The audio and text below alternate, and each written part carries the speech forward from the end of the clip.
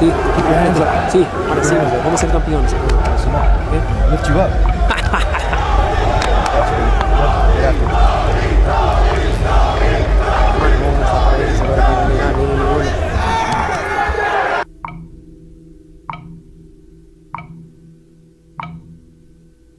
En más de una ocasión, hemos visto a Charles Oliveira brindar todo su apoyo a Tony Ferguson, desde invitarlo al mítico gimnasio Shoot the Box para entrenar con él, hasta defenderlo en conferencias de prensa. Every fucking person out here except for this guy right here that's sitting next to me. Hey, that's not true. I'm gonna be real, man. Asegurando que Tony es el único peleador real de la UFC. A pesar de la gran oportunidad que le ofreció Charles en el momento, Tony rechazó esta oferta y optó por preservar ese orgullo de peleador después de la derrota y continuar siendo su propio coach por el momento, y también minimizando a Oliveira en entrevistas y comentarios. De haber ido Tony a entrenar a Brasil con uno de los talentos más grandes de las MMA, quizás la historia habría sido diferente. Pero ¿a qué se debe este apoyo incondicional por parte de Charles Oliveira, aparentemente surgido de la nada? Para entender esto hay que regresar 10 años atrás. Entre el 2013 y el 2019, Tony acumularía una de las rachas más largas en la historia de la UFC, con 12 victorias al hilo, convirtiéndolo en una de las figuras más importantes de la compañía, y no solo por sus victorias frente a peleadores importantes, sino por su estilo inusual y sangrientamente espectacular que solían ser cada una de sus peleas. Durante esta racha, sometió a Gleison Tibau con un rear naked choke, aquel que le habría dado problemas al mismísimo Khabib Nurmagomedov. En sus inicios, también finalizó a uno de los mejores pateadores de la UFC en ese entonces, como lo era Edson Barbosa, con un DRS muy atípico que se había convertido en un sello del Cucuy, y ganando su siguiente pelea por la misma vía frente a Lando Banata. Pero su performance más soberbia sería sin duda ante uno de los peleadores de mayor nivel dentro de las 155 libras, el brasileño Rafael dos Anjos. Una actuación dominante por parte del Cucuy, sin embargo, tuvo problemas al comienzo de la pelea, y tampoco fue un paseo por el parque, porque estamos hablando de un rival de élite como Rafael dos Anjos, el mejor peleador al que se había enfrentado Tony hasta ese momento. A pesar de que, como era costumbre en Tony, recibió muchos golpes, fue una demostración de excelente manejo de la distancia, timing y presión constante que lo llevó a la victoria por decisión unánime tras 5 asaltos, en lo que fue la pelea de la noche de aquel UFC Fight Night en la Ciudad de México. Sin duda, estábamos viendo a Tony en el prime de su carrera, pero aún faltarían 2 episodios más para que Tony se convirtiera en una de las estrellas más legendarias de la UFC. El primero sería contra Kevin Lee, un joven prospecto con un gran potencial y un físico extraordinario que venía de una racha de 5 victorias, siendo su última la más destacable, sometiendo a Michael Chiesa, ganando actuación de la noche. La previa calentó las expectativas del evento, pues técnicamente fue Tony quien buscó esta pelea, provocando a Kevin Lee durante una transmisión en vivo. Chiesa. The one thing my question was when he had you in that 100%, when he DDT'd you, how did that make you feel? How did that wake you up, or were you just like okay, or did it hurt? What was going on in your head as soon as you guys slammed on the mat? I'm not sure what you're talking about. I don't even know what a DDT is. I think that's a WWE move. I'm pretty sure I'm the one that lifted him in the air, so I don't see how he's slamming me if I got him on my shoulder. You know, I mean, can we put a real journalist on? Before the fight, you were saying I had my left hand down, he was gonna hit me with the right hand, and he's a southpaw. Hey, buddy, it didn't even make sense. Man. So I mean, hey. Let's throw on another a real journalist. I don't even know if you really watched the fight. I'm trying to give you advice. Right now, you playing the reporter role.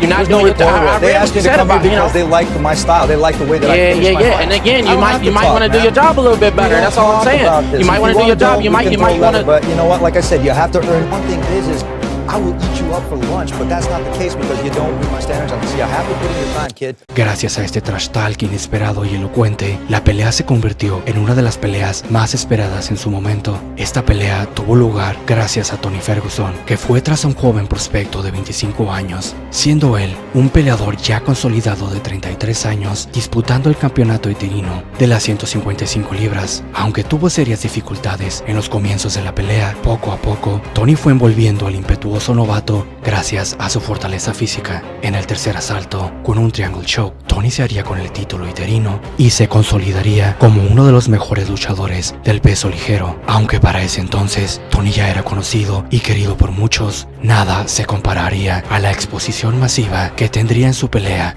contra una de las figuras más representativas de la UFC, Anthony Pettis. Y por si fuera poco, sería la pelea coestelar en el evento más masivo en la historia de la UFC y uno de los más masivos en la historia de los deportes de combate, el UFC 229, Conor McGregor contra Khabib. Tony Ferguson no dejó pasar la oportunidad y en una de las peleas más entretenidas y sangrientes en la historia de la UFC, Tony regresaría a la pelea después de un knockdown y un inicio favorable para Pettis, ejerciendo una presión brutal e incesante que terminaría en una parada médica al término del segundo asalto, luego de que Pettis se fracturara la mano. La pelea obviamente ganó el bono de pelea de la noche y después del increíble show montado por ambos protagonistas, Tony se convertiría en una superestrella de la UFC con 11 victorias al hilo. Culminaría su racha de victorias derrotando por parada médica en el segundo asalto a Donald Cerrone, una estrella en caída libre que poco pudo hacer frente al Cucuy, que en otra pelea sangrienta más desfiguró la cara de su oponente.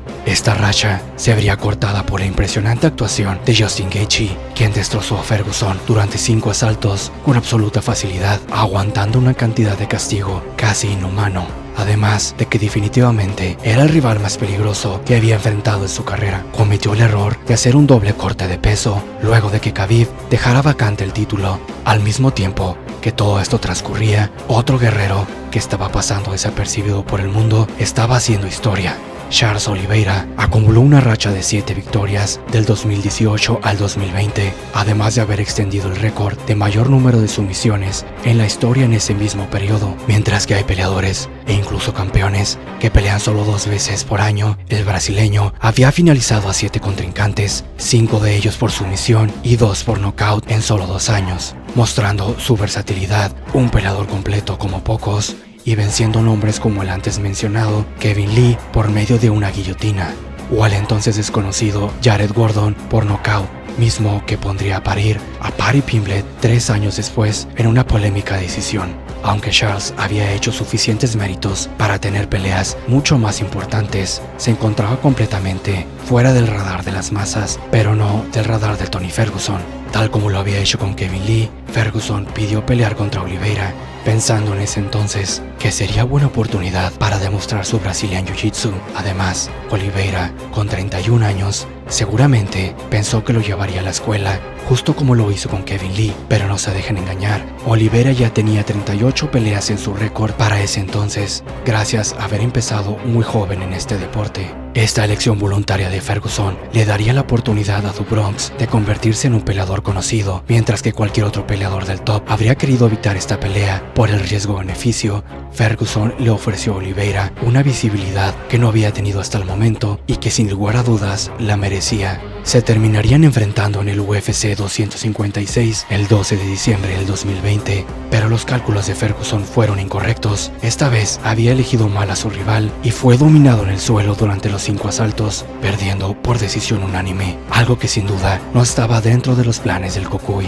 y con esta siendo su 8ª victoria al hilo y la más importante de su carrera, Oliveira abriría las puertas del cielo, ganando una oportunidad por el título completamente inesperada frente a Michael Chandler, cambiando el curso de su vida y su carrera por completo, convirtiéndose en uno de los peleadores más emocionantes en la historia de la compañía y uno de los más relevantes en la actualidad. Oliveira aprovechó cada una de las oportunidades que se le presentó, pero es posible que nada de esto habría sido posible si Tony Ferguson no hubiera elegido pelear con él, ya sea por darle oportunidad a peleadores poco conocidos pero con mucho potencial, o por creer que sería una pelea accesible. Tony cambió la vida de Oliveira y eso lo sabe muy bien el brasileño. Esta es la razón por la que Oliveira siempre estará agradecido con el querido Cucuy Ferguson, a quien considera ser un peleador real que, a diferencia del top de la división, estaba dispuesto a arriesgar su posición privilegiada. Aunque desgraciadamente Tony se ha visto hostil hacia Charles en entrevistas y comentarios, Charles continúa agradecido y mostrando su apoyo, y a pesar de que, como sabemos, el Cucuy es alguien difícil de tratar, Oliveira ha sido la única persona que ha mostrado un entendimiento y una unión especial con Ferguson cuando se les ve juntos en persona. Ambos son de los peleadores más emocionantes que han dejado huella en la historia de las MMA, una alianza extraña pero épica que da lugar a muchas reflexiones. Un aparente error de Ferguson que hizo justicia a la redención de la carrera de un guerrero que se convertiría en una leyenda de las 155 libras, o un Ferguson que, tal y como disfruta de dar clases de MMA a jóvenes, vio lo que nadie más veía en Oliveira y nos trajo a la vista de todos lo que nos estábamos perdiendo por el marketing y el a veces injusto o engañoso ranking de la UFC. Si te ha gustado este video, dale like y comparte. No olvides suscribirte para poder seguir haciendo contenido como este.